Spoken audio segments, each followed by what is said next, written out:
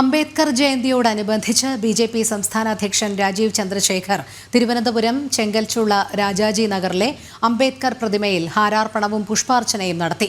എല്ലാവർക്കും പുരോഗതി ഉണ്ടാകണം. ബി.ജെ.പിയുടെ ഐഡിയോളജി അംബേദ്കറിൽ നിന്ന് പ്രചോദനം ഉൾക്കൊണ്ടാണ്.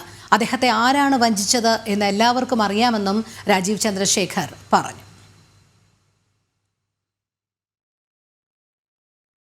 നമ്മുടെ ഐഡിയോളജിക്ക് ഒരു വലിയൊരു പ്രധാനപ്പെട്ട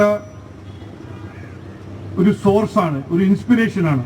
ഇന്ന് ബി.ജെ.പി. നരേന്ദ്രമോദിജി പറയുന്ന എല്ലാവരോടൊപ്പം എല്ലാവർക്കും വേണ്ടി പുരോഗതിയും വികസനം ആയിട്ട് ഞങ്ങളുടെ ഒരു ഐഡിയോളജി പറയുമ്പോൾ ഇതിൻ്റെ ഒരു കോർ ഇൻസ്പിറേഷൻ അംബേദ്കർജീൻ്റെ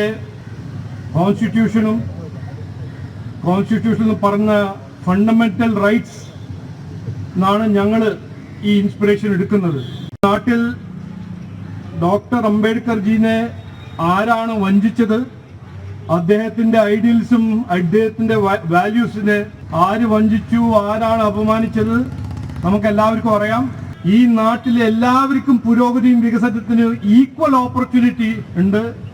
നമ്മുടെ കോൺസ്റ്റിറ്റ്യൂഷനിൽ ആരാണെങ്കിലും ഏത് മതവും സമുദായത്തിനും ജനങ്ങളാണെങ്കിലും അവർക്ക് എല്ലാവർക്കും ഈക്വൽ ഫണ്ടമെന്റൽ റൈറ്റ്സ് ഉണ്ട്.